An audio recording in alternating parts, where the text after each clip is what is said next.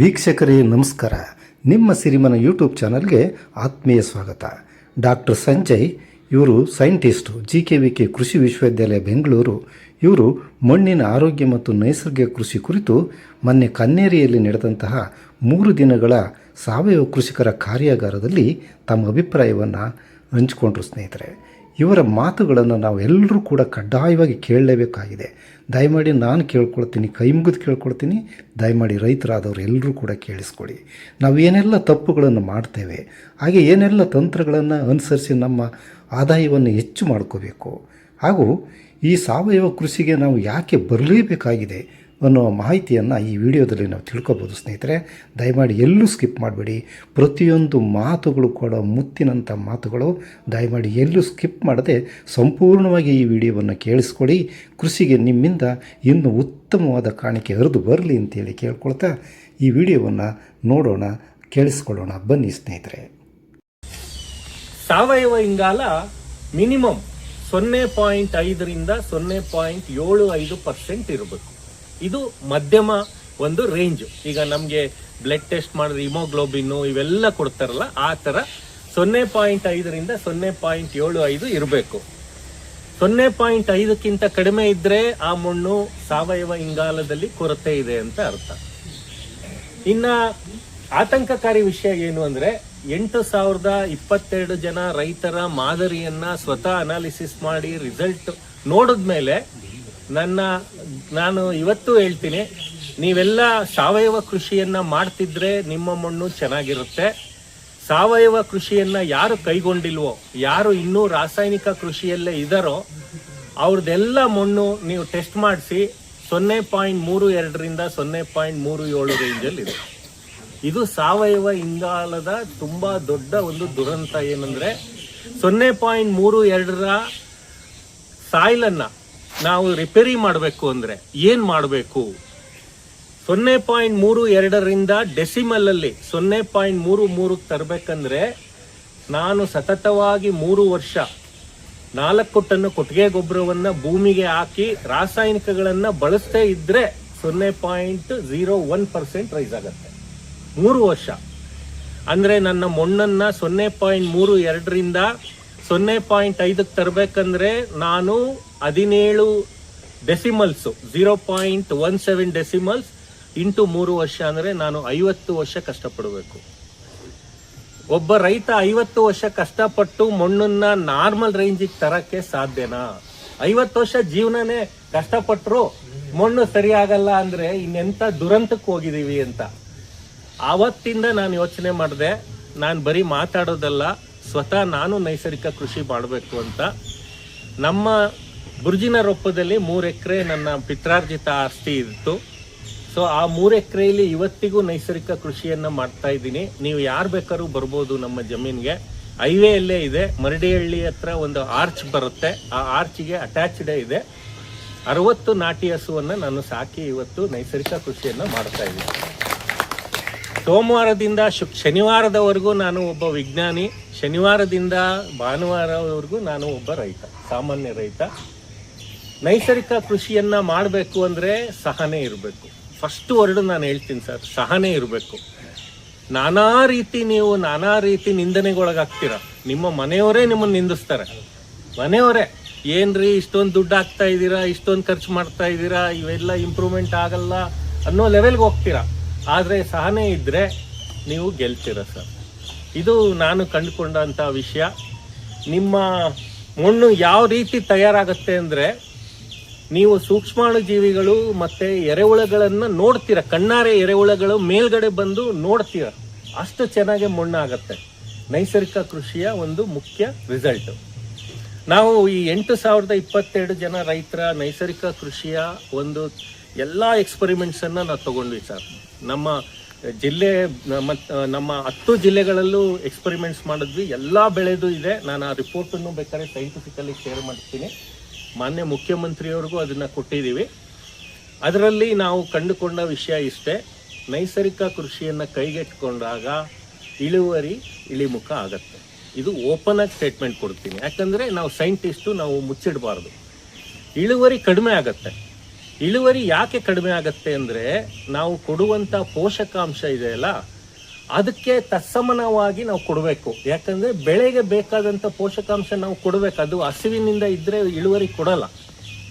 ನಾವು ಜೀವಾಮೃತ ಮಾಡ್ತೀವಿ, ಘನಜೀವಾಮೃತ ಮಾಡ್ತೀವಿ, ಇದರಲ್ಲಿ ಎಷ್ಟು ಪೋಷಕಾಂಶ ಕೊಡ್ತೀವಿ?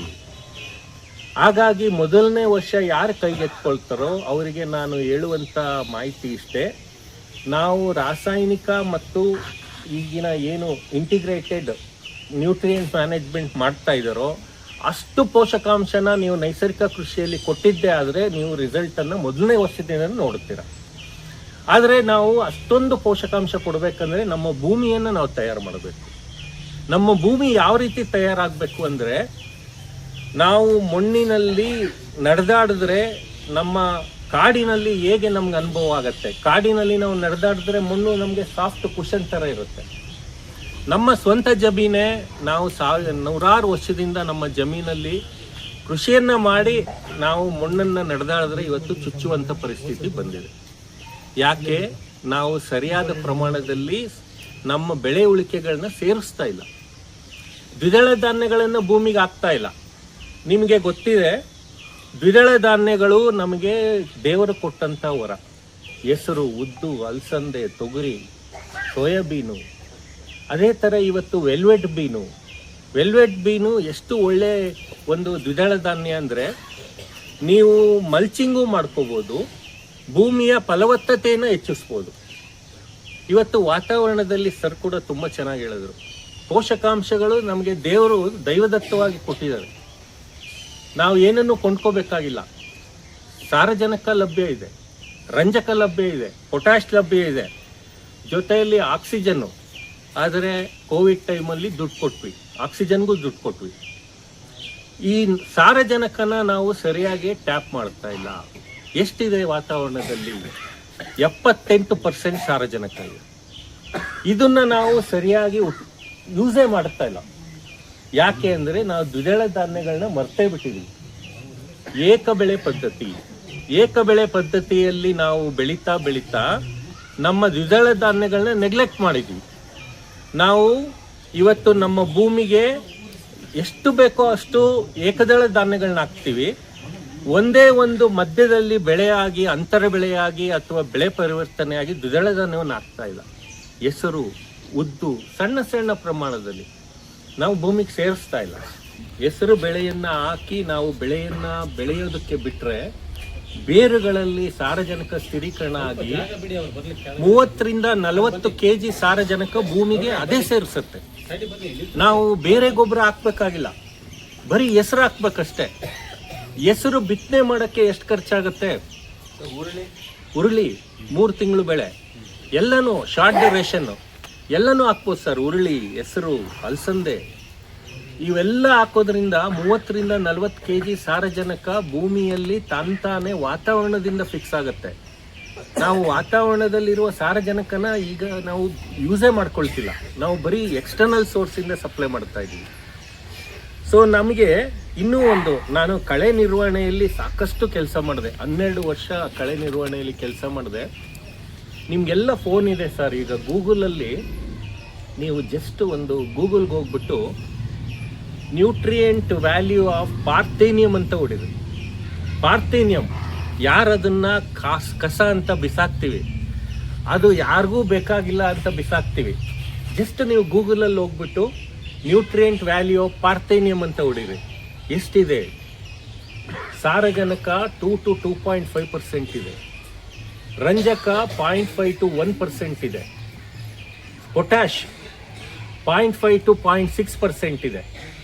ಅದೇ ಥರ ಈ ನೀರಿನಲ್ಲಿ ಬಿಟ್ಟಿರುತ್ತೆ, ಏನು ಈ ಐಪೋಮಿಯಾ ಅಂತ ಹೇಳ್ತೀವಿ, ಅಂದರೆ ಗಣೇಶ ಕಡ್ಡಿ ಅಂತ ನೀರಿನಲ್ಲಿ ಬಿಟ್ಟಿರುತ್ತೆ, ಕೊಳವೆ ಥರ ನೇರಳೆ ಕಲರ್ ಹೂವು ಬಿಡುತ್ತೆ. ಐಪೋಮಿಯಾ ಅಂತ ನೀವು ಬೇಕಾದ್ರೆ ಆಮೇಲೆ ಗೂಗಲಲ್ಲಿ ಸರ್ಚ್ ಮಾಡಿ ಸರ್. ಆಪ್ ನಂಗೆ ಬರುತ್ತೆ, ಉದ್ದಕ್ಕೆ ಬೆಳೆಯುತ್ತೆ, ಎಷ್ಟೊಂದು ಎಲೆಗಳು ಕೊಡುತ್ತೆ, ನೇರಳೆ ಕಲರ್ ಹೂವು ಬಿಡುತ್ತೆ, ಕೊಳವೆ ಥರ ಇರುತ್ತದು ಸರ್. ಸಾರಜನಕ 2.5 to 3%. ಇವೆಲ್ಲ ಎಷ್ಟು ಪ್ರಕೃತಿ ನಮಗೆ ಕೊಟ್ಟಿದೆ ಅಂದರೆ. ಆಮೇಲೆ ನೀವು ಹೇಳಿದ್ರಲ್ಲ ತಾವ್ರೆ, ಪಿಶಾಚಿ ತಾವ್ರೆ ಅಂತ, ಕೆರೆಗಳಲ್ಲಿ ಅಡ್ಕೊಳ್ಳುತ್ತೆ. ಕೆರೆಗಳಲ್ಲಿ ನೀರಲ್ಲಿ ಅಲ್ಲಲ್ಲೇ ಬಿಟ್ಟಿರುತ್ತೆ ಸರ್, ಅದನ್ನು ತೆಗೆಯೋದಕ್ಕೆ ಕಷ್ಟ. ಪೊಟ್ಯಾಶ್ 3% ಪೊಟ್ಯಾಶ್ ಇದೆ. ನಾವು ಎಲ್ಲೂ ಬೇರೆ ಪೋಷಕಾಂಶಗಳನ್ನ ಹುಡ್ಕೊಂಡು ಹೋಗ್ಬೇಕಾಗಿಲ್ಲ. ಇವುಗಳನ್ನೆಲ್ಲ ಕ್ರೋಢೀಕರಿಸಿ ನಮ್ಮ ಜಮೀನಿನಲ್ಲಿ ಮಲ್ಚ್ ಮಾಡಿಕೊಂಡ್ರೆ ಸಾಕು. ಹೊದಿಕೆ, ನೈಸರ್ಗಿಕ ಕೃಷಿಯ ತತ್ವ ಹೊದಿಕೆಯನ್ನ ನಾವು ಸರಿಯಾಗಿ ನಿರ್ಮಾಣ ಮಾಡಿದ್ರೆ ನಮ್ಮ ಭೂಮಿಯಲ್ಲಿ ಇವೆಲ್ಲ ಪೋಷಕಾಂಶಗಳು ಸೇರ್ಕೊಳ್ತವೆ. ಇವು ಭೂಮಿಯನ್ನ ಮತ್ತೆ ನಮಗೆ ಬೆಳೆ ಬೆಳೆಯಲು ಅನುವು ಮಾಡಿಕೊಡ್ತವೆ. ಆಮೇಲೆ ನೀವು ನೋಡಿರ್ತೀರ ರೋಡ್ ಸೈಡು ಈ ತಂಗಡಿ ಗಿಡ ಅಂತ ಹೇಳ್ತೀವಿ. ತಂಗಡಿ ಗಿಡ, ತಗಚೆ ಗಿಡ ಅಥವಾ ನಾಯಿ ಶೇಂಗ, ಚೊಗಚೆ ಗಿಡ, ನಾಯಿ ಶೇಂಗಾ ಅಂತ ಹೇಳ್ತಾರೆ. ನೀವು ಎಲ್ಲ ರೋಡ್ ಸೈಡ್ ನೋಡಿ ಸರ್, ಅದು ಬಂದಲ್ಲಿ ಪಾರ್ಥೇನಿಯಂ ಬರೋದಿಲ್ಲ. ಪ್ರಕೃತಿ ನಮಗೆ ತಂತಾನೆ ಮೆಕ್ಯಾನಿಸಮ್ ಕೊಟ್ಟಿದೆ. ಪಾರ್ಥೇನಿಯಂ ಕಳೆ ದೊಡ್ಡದು ಅಂತ ಹೇಳಿದ್ರೆ ನಾವು ಅದನ್ನ ತಡೆ ಹಿಡಿಯೋದಕ್ಕೆ ನೇಚರೇ ಒಂದು ಮೆಡಿಸಿನ್ ಕೊಟ್ಟಿದೆ. ಎಲ್ಲೆಲ್ಲಿ ನೋಡ್ರಿ ನೀವು ರೋಡ್ ಸೈಡ್ ಯಾರು ಪುಣ್ಯಾತ್ಮರು ಅದನ್ನ ಹಾಕಿದ್ರು ಗೊತ್ತಿಲ್ಲ. ಇವತ್ತು ಅವು ಎಲ್ಲೆಲ್ಲಿ ಬೆಳೀತಾವೋ ಅಲ್ಲೆಲ್ಲ ಪಾರ್ಥೇನಿಯಂ ಕಂಟ್ರೋಲ್ ಆಗುತ್ತೆ. ಸೊ ಇದು ಕೂಡ ನೀವು ಬಳಸ್ಕೋಬೋದು. ಇದರಿಂದ ನಮ್ಗೆ ಯಾವುದೇ ಹಾನಿ ಇಲ್ಲ, ನಮಗೆ ಸ್ಕಿನ್ ಪ್ರಾಬ್ಲಮ್ ಬರಲ್ಲ, ಉಸಿರಾಟದ ತೊಂದರೆ ಬರಲ್ಲ. ಇವುಗಳನ್ನ ನಮ್ಮ ತೋಟದಲ್ಲಿ ಬೆಳೆಸೋಣ, ಮಲ್ಚಿಂಗ್ ಮಾಡ್ಕೊಳ್ಳೋಣ, ಸಾರಜನಕ ಫಿಕ್ಸ್ ಆಗತ್ತೆ, ಇದು ಭೂಮಿಗೆ ಸೇರುತ್ತೆ. ನಾವು ಎಷ್ಟು ಸಾವಯವ ಪದಾರ್ಥ ಭೂಮಿಗೆ ಸೇರಿಸ್ತೀವೋ ಅಷ್ಟು ಚೆನ್ನಾಗಿ ನಮ್ಮ ಬೆಳೆ ಬರುತ್ತೆ. ನಾವು ಮಾಡಬೇಕಾಗಿರೋದು ಇಷ್ಟೇ ಸರ್, ನಮ್ಮ ಭೂಮಿಯನ್ನ ಹಸಿವನ್ನ ನೀಗಿಸ್ಬೇಕು, ಅದಕ್ಕೆ ಸರಿಯಾದ ಪೋಷಕಾಂಶವನ್ನು ಪ್ಲಾನ್ ಮಾಡಬೇಕು. ಏಕದಳ ಧಾನ್ಯವನ್ನ ಹಾಕ್ತೀವಾ, ಏಕದಳ ಧಾನ್ಯಕ್ಕೆ ಬೇಕಾಗಿರೋದು ಸಾರಜನಕ 2 ಪಟ್ಟು, ರಂಜಕ 1 ಪಟ್ಟು, ಪೊಟ್ಯಾಶ್ 1 ಪಟ್ಟು. ಯಾವುದೇ ಬೆಳೆ ತಗೊಳ್ಳಿ, ಏಕದಳ ಧಾನ್ಯ, ಭತ್ತ ಇರ್ಬೋದು, ರಾಗಿ ಇರ್ಬೋದು, ಮುಸ್ಕಿನ ಜೋಳ ಇರ್ಬೋದು, ಜೋಳ ಇರ್ಬೋದು, 2 ಪಟ್ಟು ಸಾರಜನಕ ಬೇಕು, 1 ಪಟ್ಟು ರಂಜಕ ಬೇಕು, 1 ಪಟ್ಟು ಪೊಟ್ಯಾಶ್ ಬೇಕು. ನಾವು 2 ಪಟ್ಟು ಕೊಡಬೇಕು ಅಂದಾಗ ಈ ಥರ ಹಸಿರೆಲೆ ಗೊಬ್ಬರಗಳು ನಮ್ಮ ಸಹಾಯಕ್ಕೆ ಬರ್ತವೆ. ನಾವು ಯೂರಿಯಾ, DAP ಇವೆಲ್ಲ ಬೇಕಾಗಿಲ್ಲ ನಮಗೆ. ಹಸಿರೆಲೆ ಗೊಬ್ಬರಗಳನ್ನ ನಾವು ಬಳಕೆ ಮಾಡಿಕೊಂಡ್ರೆ, ಈಗ ನೀವು ಭತ್ತ ಮಾಡ್ತೀರ ಸರ್, ಭತ್ತಕ್ಕಿಂತ ಮುಂಚೆ ಹಸಿರೆಲೆ ಗೊಬ್ಬರವನ್ನು ಹಾಕ್ತೀವಿ. ಅದು ಸಾರಜನಕವನ್ನು ಭೂಮಿಯಲ್ಲಿ ಎನ್ರಿಚ್ ಮಾಡುತ್ತೆ. ಅದೇ ಥರ ನಾವು ರಾಗಿ ಜೋಳ ಬೆಳಿಬೇಕಾದ್ರೆ ಅಂತರ್ ಬೆಳೆ ಬೆಳೆಯೋ ಯೋಜನೆ ಇದೆ ನಮ್ಮಲ್ಲಿ. ಯಾರೂ ಬೆಳೀತಾ ಇಲ್ಲ ಇವತ್ತು. ಮುಸ್ಕಿನ ಜೋಳ ಒಂದೇ ಬೆಳೀತಾ ಇದ್ದಾರೆ ಹೊರತು ಅಂತರ ಬೆಳೆಯಾಗಿ ನಾವು ಹೆಸರು, ಉದ್ದು, ಅಲಸಂದೆನ ಮೊದಲು ಅಕಡಿ ಬೆಳೆ ಅಂತ ಬೆಳೀತಾ ಇದ್ವಿ. ಇವತ್ತು ಆ ಬೆಳೆಗಳನ್ನೆಲ್ಲ ಮರೆತು ಬಿಟ್ಟಿದ್ದೀವಿ. ಅವು ತಂತಾನೇ ಬೆಳೆಗಳಿಗೆ ಪೋಷಕಾಂಶವನ್ನು ಕೊಡ್ತವೆ. ನಾವು ಇದನ್ನ ಮಾಡ್ತಾ ಇಲ್ಲ. ಸೊ ಇವತ್ತು ನಾವು ನೈಸರ್ಗಿಕ ಕೃಷಿಯನ್ನ ಮಾಡಬೇಕು ಅಂದರೆ ನಮ್ಮ ಭೂಮಿಯನ್ನ ನಾವು ಮೊದಲು ತಯಾರು ಮಾಡ್ಕೋಬೇಕು. ಈ ಭೂಮಿ ತಯಾರಾಗಬೇಕು ಅಂದರೆ ಮೊದಲಿಗೆ ಭೂಮಿಯಲ್ಲಿ ಜೀವಾಣುಗಳು ಚೆನ್ನಾಗಿ ಕೆಲಸ ಮಾಡಬೇಕು. ಇವತ್ತೇನಾಗ್ತಿದೆ, ನಾವು ಕೊಡುವಂಥ ಪೋಷಕಾಂಶಗಳಿಗೆ ಬೇರುಗಳು ಹೋಗ್ಬೇಕಾಗಿದೆ. ನಮ್ಮ ಗಿಡದ ಬೇರುಗಳು ಹುಡುಕೊಂಡು ಹೋಗ್ಬೇಕಾಗಿದೆ. ನಾವು ಅದನ್ನು ರಿವರ್ಸ್ ಮಾಡಬೇಕು. ಈ ಬೆಳೆಗಳು ತಮ್ಮ ಶಕ್ತಿಯನ್ನು ಉಪಯೋಗಿಸ್ಕೊಂಡು ಪೋಷಕಾಂಶ ಹುಡುಕಬೇಕಾಗಿಲ್ಲ. ನಮ್ಮ ಜೀವಾಣುಗಳು ತಗೊಂಡೋಗಿ ಬೇರುಗಳಿಗೆ ಕೊಡೋ ಥರ ನಾವು ಮಾಡಬೇಕು. ಅಂದರೆ ಭೂಮಿಯಲ್ಲಿ ಜೀವಾಣುಗಳ ಸಂಖ್ಯೆಯನ್ನು ಜಾಸ್ತಿ ಮಾಡಿದ್ರೆ ಬೇರುಗಳು ತಮ್ಮ ಶಕ್ತಿಯನ್ನು ಖರ್ಚು ಮಾಡಬೇಕಾಗಿಲ್ಲ. ಬೆಳೆಯುವಂಥ ಬೇರುಗಳು ಬೆಳೀತಾನೆ ಇರ್ತವೆ, ಜೀವಾಣುಗಳು ಅವುಗಳಿಗೆ ಪೋಷಕಾಂಶ ಕೊಡ್ತವೆ. ರಿವರ್ಸ್ ಪ್ರೋಸೆಸ್ ಮಾಡಬೇಕು. ಇಲ್ಲೇನಾಗಿದೆ, ಬೆಳೆ ಬೆಳಿಬೇಕಂದ್ರೆ ಅದು ತನ್ನ ಶಕ್ತಿಯನ್ನೆಲ್ಲ ಕಳ್ಕೊಂಡು ಬೇರಿನಿಂದ ಪೋಷಕಾಂಶಗಳನ್ನ ಹೀರ್ಕೋಬೇಕಾಗಿದೆ. ಅಂದರೆ ಅರ್ಧ ಎನರ್ಜಿ ಪೋಷಕಾಂಶವನ್ನು ಹೀರೋದಕ್ಕೆ ಹೋಗ್ತಾ ಇದೆ. ಸೊ ನಾವು ಜೀವಾಣುಗಳನ್ನ ಚೆನ್ನಾಗಿ ಭೂಮಿಯಲ್ಲಿ ಬೆಳೆಸಿದ್ರೆ ಈ ಜೀವಾಣುಗಳೇ ತಗೊಂಡೋಗಿ ಬೇರಿಗೆ ಕೊಟ್ಟಾಗ ಅರ್ಧ ಶಕ್ತಿ ಉಳಿತು. ಆ ಅರ್ಧ ಶಕ್ತಿ ಏನಾಯ್ತು ಅಂದರೆ ಕವಲುಗಳು ಅಥವಾ ತೆಂಡೆಗಳಾಗತ್ತೆ, ತೆಂಡೆಗಳು ಮತ್ತೆ ಕಾಯಿಗಳಾಗ್ತವೆ. ಸೊ ಇಳುವರಿ ಜಾಸ್ತಿ ಆಗುತ್ತೆ. ಸೊ ಜೀವಾಣುಗಳ ಸಂಖ್ಯೆ ಜಾಸ್ತಿ ಮಾಡಬೇಕು. ಈಗ ಬೆಳಿಗ್ಗೆ ನಾನು ಮಾತಾಡ್ತಾ ಇದ್ದಾಗ ಅಡಿಕೆ ಸಿಪ್ಪೆ ಬಗ್ಗೆ ಮಾತಾಡ್ತಾ ಬಂದೆ ಸರ್. ಅಡಿಕೆ ಸಿಪ್ಪೆಯನ್ನ ಇದುವರೆಗೂ ನಾವು ಸದ್ಬಳಕೆ ಮಾಡಲೇ ಇಲ್ಲ. ನೀವು ಮಾಡಿರ್ಬೋದು. ರೋಡ್ ಸೈಡು ಬರ್ನ್ ಮಾಡ್ತಾರೆ, ಅದನ್ನ ಸುಟ್ಟಾಕ್ತಾರೆ. ಒಂದೇ ಒಂದು ಹೆದರಿಕೆ, ಅದರಿಂದ ಫಂಗಸ್ ಅಟ್ಯಾಕ್ ಆಗುತ್ತೆ, ಇಲ್ಲ ಒಂದು ಅಣಬೆ ರೋಗ ಬರುತ್ತೆ ಅಂತ. ಸರ್, ಅಡಿಕೆ ಸಿಪ್ಪೆಯಲ್ಲಿ ಸಾಕಷ್ಟು ಪೋಷಕಾಂಶಗಳಿದೆ. ಪೊಟ್ಯಾಶ್ ಯಾವುದು ಸಿಪ್ಪೆ ಇರುತ್ತಲ್ಲ ಆ ಸಿಪ್ಪೆಯಲ್ಲಿ ಪೊಟ್ಯಾಶ್ ಇರುತ್ತೆ. ಕಡಲೆಕಾಯಿ ಸಿಪ್ಪೆ, ಅಡಿಕೆ ಸಿಪ್ಪೆ, ಇವುಗಳನ್ನೆಲ್ಲ ನಾವು ಬಳಕೆ ಮಾಡ್ಕೊಂಡ್ರೆ ನಾವು ಭೂಮಿಗೆ ಪೊಟ್ಯಾಶ್ ಕೊಡಬೇಕಾಗಿಲ್ಲ. ನೀವು ಯಾವುದು ಬೆಳೆ, ಅಡಿಕೆ ಬೆಳೆ ಅಥವಾ ಯಾವುದಾದ್ರೂ ಒಂದು ಬಹುವಾರ್ಷಿಕ ಬೆಳೆಯನ್ನು ಹಾಕಿದಾಗ ಆ ಅಡಿಕೆ ಸಿಪ್ಪೆಯನ್ನು ನೀವು ಬೇರುಗಳಿಗೆ ಹಾಕಿ ಅದು ಅಲ್ಲಿ ಕೊಳೆಯಲು ಬಿಟ್ರಿ, ಅದರಿಂದ ಯಾವುದೇ ಅಣಬೆ ರೋಗ ಬರಲ್ಲ, ಸಿಪ್ಪೆಯಿಂದ ಯಾವ ಕೊಳೆ ರೋಗನೂ ಬರಲ್ಲ. ನೀವು ನಿಮ್ಮಲ್ಲಿ ಜೀವಾಮೃತ ಮಾಡ್ಕೊಳ್ತಾನೆ ಇರ್ತೀರ ನಿಯಮಿತವಾಗಿ. ಜೀವಾಮೃತದಲ್ಲಿ ಕೋಟ್ಯಾಂತರ ಸೂಕ್ಷ್ಮಾಣು ಜೀವಿಗಳಿದಾವೆ. ಎಂತೆಂಥ ಜೀವಿಗಳಿದಾವೆ ಅಂದರೆ ನೈಟ್ರೋಸೋಬ್ಯಾಕ್ಟರು, ನೈಟ್ರೋಸೋಮಾನಸ್ಸು, ಮತ್ತೆ ಪೆನ್ಸಿಲಿಯಮ್ಮು, ಫಂಗಸ್ಸು, ಇವೆಲ್ಲನೂ ಇದಾವೆ. ಇವೆಲ್ಲ ಏನು ಮಾಡ್ತವೆ? ಅಡಿಕೆ ಸಿಪ್ಪೆಯನ್ನು ಕೊಳಿಸ್ತವೆ. ನೀವು ಹಾಕಿದ ಅಡಿಕೆ ಸಿಪ್ಪೆ ಅಲ್ಲೇ ಉಳಿಯಲ್ಲ. ನಿಮ್ಮಲ್ಲಿ ಯಥೇಚ್ಛವಾಗಿ ಅಡಿಕೆ ಸಿಪ್ಪೆ ಸಿಗತ್ತೆ. ಆ ಅಡಿಕೆ ಸಿಪ್ಪೆನ ಭೂಮಿಗೆ ಹಾಕೊಳ್ಳಿ, ನಿಮ್ಮ ಬೆಳೆಗಳಿಗೆ ಹಾಕೊಳ್ಳಿ. ಆ ಬೆಳೆಗಳಿಗೆ ನೀವು ಜೀವಾಮೃತವನ್ನು ನಿಯಮಿತವಾಗಿ ಕೊಡಿ. ನೀವು ಹಾಕಿದಂಥ ಅಡಿಕೆ ಸಿಪ್ಪೆ 5-6 ಸರಿ ಜೀವಾಮೃತ ಹಾಕ್ತಿದ್ದಂಗೆ ಮೆತ್ತಗಾಗಿ ಹೋಗುತ್ತೆ. ಸೊ ಪೋಷಕಾಂಶನೂ ಸಿಕ್ತು, ಕಳೆನೂ ಬರಲಿಲ್ಲ, ಜೊತೆಯಲ್ಲಿ ನೀರನ್ನು ಹಿಡಿದಿಡುವ ಶಕ್ತಿಯನ್ನು ಜಾಸ್ತಿ ಮಾಡುತ್ತೆ. ಈ ಬೇಸಿಗೆ ಸಮಯದಲ್ಲಿ ನೀವು ನಿಮ್ಮ ಅಡಿಕೆಯ ಬೇರುಗಳಿಗೆ ಸುತ್ತ ಅಡಿಕೆ ಸಿಪ್ಪೆಯನ್ನು ಹಾಕಿದ್ರೆ ನೀರು ಆವಿಯಾಗೋದು ಕಡಿಮೆ ಆಗುತ್ತೆ. ನೀವು ಜಾಸ್ತಿ ನೀರನ್ನು ಕೊಡಬೇಕಾಗಿಲ್ಲ. ಸೊ ಅಡಿಕೆ ಸಿಪ್ಪೆಯಿಂದ ನಮಗೆ ನೀರು ಆವಿಯಾಗೋದು ಕಡಿಮೆ ಆಯಿತು. ಅಡಿಕೆ ಸಿಪ್ಪೆನೂ ಕೊಳೆಯೋಕ್ಕೆ ಶುರು ಆಗುತ್ತೆ. ಸಾಕಷ್ಟು ಜೀವಾಣುಗಳನ್ನು ನೀವು ಜೀವಾಮೃತದ ಮೂಲಕ ಕೊಡ್ತಾ ಇದ್ದೀರಾ. ಹಾಗಾಗಿ ಪೋಷಕಾಂಶನೂ ನಿಮಗೆ ಸಿಗ್ತಾನೆ ಇರುತ್ತೆ. ಡ್ರಿಪ್ಪಲ್ಲಿ ನೀರು ಹೋಗ್ತಾ ಇರುತ್ತೆ, ಎಲ್ಲ ಕರಗೋಗುತ್ತೆ. ಸೊ ನಾವು ಪೋಷಕಾಂಶ ನಿರ್ವಹಣೆಯನ್ನು ನಾವು ಕರೆಕ್ಟಾಗಿ ಮಾಡಿದ್ದೆ ಆದರೆ ಮಣ್ಣು ಯಾವತ್ತೂ ಹಸಿವಿನಿಂದ ಕೊರಗಲ್ಲ. ಇವತ್ತು ಬೆಳಿಗ್ಗೆ ಸರ್ ಹೇಳ್ತಾ ಇದ್ರು, ಪೋಷಕಾಂಶಗಳು ಯಾವ ರೀತಿ ನಮ್ಮಲ್ಲಿ ತುಂಬಾ ಕಡಿಮೆ ಆಗಿದ್ದಾವೆ ಅಂದರೆ ಸಾರಜನಕ, ರಂಜಕ, ಪೊಟ್ಯಾಶು ಇವು ಮೇಜರ್ ಅಥವಾ ಪ್ರಮುಖ ಪೋಷಕಾಂಶಗಳು. ಮತ್ತು ಲಘು ಪೋಷಕಾಂಶಗಳು ಇವೆಲ್ಲ ಏರುಪೇರಾಗಿದ್ದಾವೆ. ಯಾಕಂದರೆ ನಾವು ಕರೆಕ್ಟಾಗಿ ನಮ್ಮ ಬೆಳೆಗಳಿಗೆ ಪೋಷಕಾಂಶವನ್ನು ನಾವು ನಿರ್ವಹಣೆ ಮಾಡ್ತಾ ಇಲ್ಲ. ಸೊ ಇವುಗಳನ್ನ ಸುಧಾರಿಸಬೇಕು ಅಂದರೆ ನಾವು ಹೆಚ್ಚೆಚ್ಚು ಸಾವಯವ ರೂಪದಲ್ಲಿ ಪೋಷಕಾಂಶವನ್ನು ಕೊಡ್ತಾ ಹೋದಷ್ಟು ನೀವು ಒಳ್ಳೆ ರಿಸಲ್ಟನ್ನು ನೋಡ್ಬೋದು. ನಾನೀಗ ಕೊಟ್ಟಿಗೆ ಗೊಬ್ಬರ ಸುಮಾರು ಜನ ಹಾಕ್ತೀರ ಸರ್. ಎಷ್ಟು ಹಾಕ್ತೀರಾ ಕೊಟ್ಟಿಗೆ ಗೊಬ್ಬರ? ಒಂದು ಎಕರೆಗೆ 4 ಟನ್ ಹಾಕ್ತೀರಾ, 4 ಟ್ರ್ಯಾಕ್ಟರ್ ಹಾಕ್ತೀರಾ.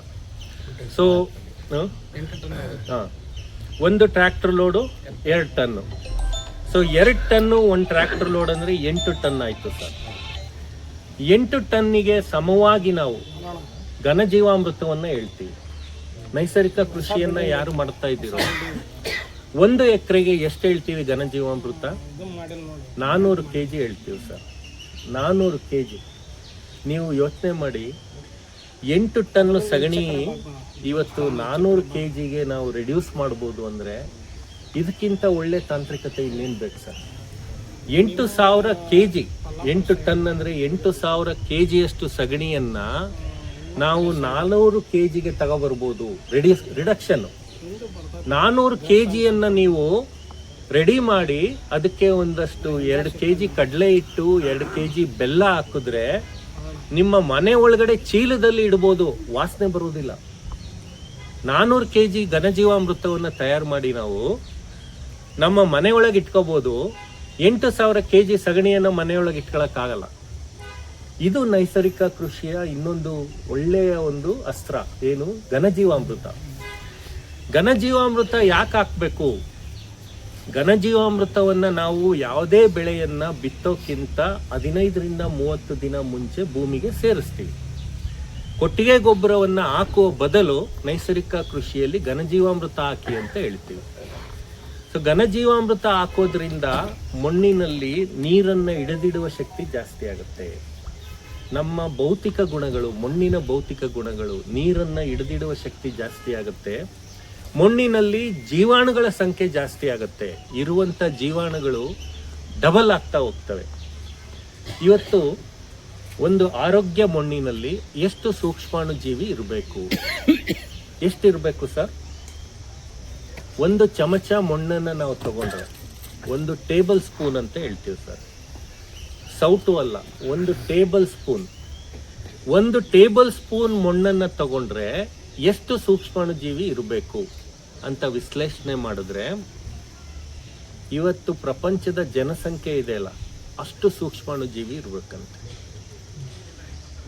1 ಟೇಬಲ್ ಸ್ಪೂನಲ್ಲಿ 840 ಕೋಟಿ ಜೀವಾಣು ಇರಬೇಕು. 840 ಕೋಟಿ ಜೀವಾಣು ನಮ್ಮ ಭೂಮಿಯಲ್ಲಿ ಇದೆಯಾ? ಅಷ್ಟು ನಾವು ಮಾಡೋದಂಕ ನಾವು ಪ್ರಯತ್ನ ಪಡಬೇಕು. ನಿಯಮಿತವಾಗಿ ನಾವು ಜೀವಾಮೃತ, ಘನಜೀವಾಮೃತವನ್ನು ಭೂಮಿಗೆ ಸೇರಿಸ್ತಾ ಇದ್ರೆ ಎಷ್ಟು ಸರ್ ಖರ್ಚು ಎಷ್ಟು ಬರುತ್ತೆ? 400 kg ಸಗಣಿಗೆ ಎಷ್ಟು ಖರ್ಚು ಬರುತ್ತೆ? 400 kg ಸಗಣಿ, 2 kg ಬೆಲ್ಲ, 2 kg ಕಡಲೆ ಹಿಟ್ಟು. ಇಷ್ಟನ್ನ ನಾವು ಬೆಳೆ ಹಾಕೋದಕ್ಕಿಂತ ಮುಂಚೆ ರೆಡಿ ಮಾಡಿಕೊಂಡು 400 kg ಸಗಣಿ ಸರ್, 2 kg ಬೆಲ್ಲ, 2 kg ಕಡಲೆ ಹಿಟ್ಟು. ಕಡಲೆ ಹಿಟ್ಟು ಯಾಕೆ ಹೇಳ್ತೀವಿ ಅಂದರೆ ಜೀವಾಣುಗಳಿಗೆ ಪ್ರೋಟೀನ್ ಬೇಕಾಗುತ್ತೆ. ಆ ಪ್ರೋಟೀನನ್ನು ಕಡಲೆ ಹಿಟ್ಟು ಕೊಡುತ್ತೆ. ಇವತ್ತಿನ್ನೂ ಒಂದು ಹೆಜ್ಜೆ ಮುಂದೆ ಹೋಗೋಣ. ಸೋಯಾಬೀನ್ ಹಿಟ್ಟಿದೆ ನಮ್ಮ ಹತ್ರ, ಸೋಯಾ ಅವರೆ. ನಮ್ಮ ಕಡಲೆ ಹಿಟ್ಟಿಗಿಂತ ಜಾಸ್ತಿ ಪ್ರೋಟೀನ್ ಹೊಂದಿದೆ, 44% ಪ್ರೋಟೀನ್ ಇದೆ. ಯಾಕೆ ನಾವು ಸೋಯಾಬೀನ್ ಹಿಟ್ಟನ್ನು ಯೂಸ್ ಮಾಡಬಾರ್ದು? Main purpose protein. 2 kg soybean ಹಿಟ್ಟು ಹಾಕಿ ಸರ್, ಕಡಲೆ ಹಿಟ್ಟಿನ ಬದಲು. ಬೆಲ್ಲ, ಸೂಕ್ಷ್ಮಾಣು ಜೀವಿಗಳಿಗೆ ಶಕ್ತಿ ಬೇಕು ಕೆಲಸ ಮಾಡೋದಕ್ಕೆ. ಆ ಶಕ್ತಿಯನ್ನು ನಾವು ಬೆಲ್ಲದ ರೂಪದಲ್ಲಿ ಕೊಡ್ತಾ ಇದ್ದೀವಿ. ಸೊ ಇಷ್ಟು ಮಾಡಿ ನಮ್ಮ ಭೂಮಿಗೆ ಎರಚೋದ್ರಿಂದ ನಾವು ಭೂಮಿಯಲ್ಲಿ ಕೋಟ್ಯಾಂತರ ಸೂಕ್ಷ್ಮಾಣು ಜೀವಿಗಳನ್ನು ಮತ್ತೆ ನಾವು ಬೆಳವಣಿಗೆ ಮಾಡ್ತಾ ಇದ್ದೀವಿ. ಇದ್ರ ಬೆಲೆ ನೀವು ಯೋಚನೆ ಮಾಡಿದ್ರೆ ಕೇವಲ 400 ರೂಪಾಯಿ ಒಳಗಡೆ ಇದು ಕೆಲಸ ಆಗುತ್ತೆ. 400 ರೂಪಾಯಿ. 400 kg ಸಗಣಿ ಅಂದರೆ ನೀವು ಇವತ್ತಿನ ಲೆಕ್ಕದಲ್ಲಿ 1 ಟನ್ಗೆ ಎಷ್ಟು ಸರ್? 1 ಟನ್ಗೆ ಸಗಣಿ ಎಷ್ಟು ಕೊಡ್ತೀವಿ ನಾವು? 3000 ರೂಪಾಯಿ. ಸೊ 400 ರೂಪಾಯಿಗೆ 400 kg, ಸಾರಿ, 400 kgಗೆ 1,000 ರೂಪಾಯಿ ಲೆಕ್ಕ ಹಿಡಿಯೋಣ ಸರ್. ಕಡಲೆ ಹಿಟ್ಟು, ಬೆಲ್ಲ 50, 100 ರೂಪಾಯಿ ಅಂತ ಇಟ್ಕೊಳ್ಳೋಣ ಸರ್. ಎಲ್ಲ ಸೇರಿ 1200ರಿಂದ 1300 ರೂಪಾಯಲ್ಲಿ ಕೆಲಸ ಆಗುತ್ತೆ. ಇದು ನಮ್ಮ 1 ಎಕರೆಗೆ ಕೆಲಸಕ್ಕೆ ಬರುತ್ತೆ. 1 ಎಕರೆಗೆ. ಇದನ್ನು ನಾವು ಬೆಳೆಯನ್ನು ಹಾಕೋದಕ್ಕಿಂತ ಮುಂಚೆ 15ರಿಂದ 30 ದಿನದಲ್ಲಿ ಭೂಮಿಗೆ ಹಾಕ್ಬೇಕು. ಇದರಿಂದ ಮಣ್ಣಿನ ಭೌತಿಕ ಗುಣ ಸುಧಾರಿಸುತ್ತೆ, ಜೈವಿಕ ಗುಣ ಸುಧಾರಿಸುತ್ತೆ. 2 ಗುಣಗಳು ಸುಧಾರಿಸುತ್ತೆ. ಮತ್ತೆ ನಿಯಮಿತವಾಗಿ ಜೀವಾಮೃತವನ್ನು ನೀವು ಹಾಕ್ಲೇಬೇಕಾಗತ್ತೆ. ಜೀವಾಮೃತ ತಯಾರು ಮಾಡೋಕ್ಕೆ ನಿಮಗೆ ಗೊತ್ತಿದೆ, 1 ಎಕರೆ ಬೇಕು ಅಂದರೆ 200 ಲೀಟ್ರ್ ನೀರು ಬೇಕು. 200 ಲೀಟ್ರ್ ನೀರು. 200 ಲೀಟ್ರ್ ನೀರಿಗೆ 10 kg ಸಗಣಿ, 10 kg ಸಗಣಿ, 10 ಲೀಟ್ರ್ ಗಂಜಲ, 2 kg ಬೆಲ್ಲ, 2 kg ಸೋಯಾಬೀನ್ ಹಿಟ್ಟು, 1 ಇಡೀ ಜಮೀನಿನ ಮಣ್ಣು. ಇಷ್ಟು ಹಾಕಿದ್ರೆ ನಮ್ಮ ಜೀವಾಮೃತ ತಯಾರಾಗುತ್ತೆ. 200 ಲೀಟ್ರು ಜೀವಾಮೃತವನ್ನು 1 ಎಕರೆಗೆ ಹಾಕ್ತೀವಿ. ಸೊ ಜೀವಾಮೃತವನ್ನು ಹಾಕೋದ್ರಿಂದ ನಮ್ಮ ಭೂಮಿಯಲ್ಲಿ ಕೋಟ್ಯಾಂತರ ಸೂಕ್ಷ್ಮಾಣು ಜೀವಿಗಳು ಮಲ್ಟಿಪ್ಲೈ ಆಗ್ತಾ ಹೋಗ್ತವೆ. ನೀವು ತಯಾರು ಮಾಡಿದ 5ನೇ ದಿನದಿಂದ 11ನೇ ದಿನದ ಒಳಗಡೆ ಹಾಕಬೇಕಾಗುತ್ತೆ. ಜೀವಾಮೃತದ ಸಂಖ್ಯೆ, ಕೋಟ್ಯಾಂತರ ಜೀವಾಣುಗಳು 5ನೇ ದಿನದಿಂದ ಜಾಸ್ತಿ ಆಗ್ತಾ 11ನೇ ದಿನಕ್ಕೆ ಇಳಿಮುಖ ಆಗ್ತವೆ. ಸೊ 5ರಿಂದ 11ನೇ ದಿನದಲ್ಲಿ ನಾವು ಈ ಜೀವಾಮೃತವನ್ನು ಭೂಮಿಗೆ ಸೇರಿಸಬೇಕಾಗತ್ತೆ. ಇಲ್ಲಿ ಯಾಕೆ ನಾಟಿ ಹಸು ಅಥವಾ ದೇಸಿ ಹಸುವನ್ನು ತಗೊಬಂದ್ವಿ ಅಂತ, HF ಜೆರ್ಸಿ ಹಸುವಿನ ಸಗಣಿಯನ್ನು ನಾವು ಎಲ್ಲ ತಳಿಗಳ ಜೊತೆಯಲ್ಲೂ ಕಂಪೇರ್ ಮಾಡ್ತೀವಿ.